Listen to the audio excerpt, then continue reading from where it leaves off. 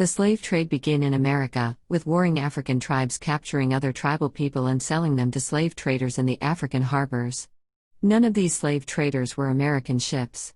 People of color selling other people of color who eventually ended up in the American colonies. White-skinned people from Ireland and Oriental people were also sold as slaves.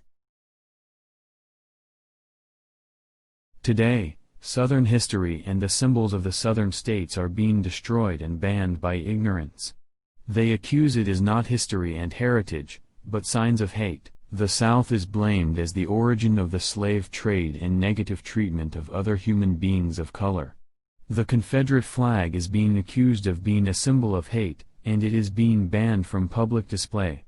The memorial statues of Confederate soldiers are being destroyed and removed, and the graves of Confederate soldiers are being desecrated. Ignorance is a very scary thing.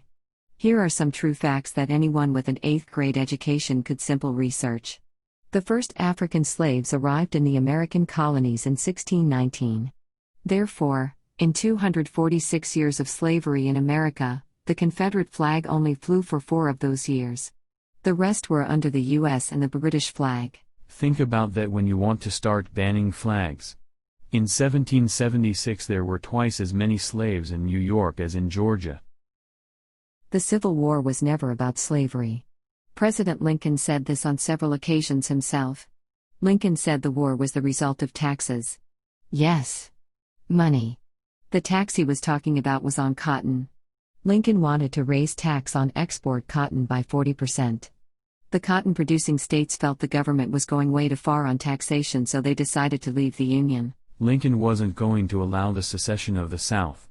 The Emancipation Proclamation was a presidential proclamation and executive order issued by United States President Abraham Lincoln on January 1, 1863.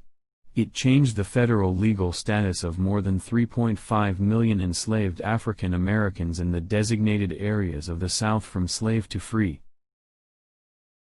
Facts show that slaves were not free in the North for 4 years after the South under, you guessed it, the American flag. Please read a little bit of history before disrespecting the history and heritage of the South. Southerner states, who respect their heritage, are really getting pissed off again.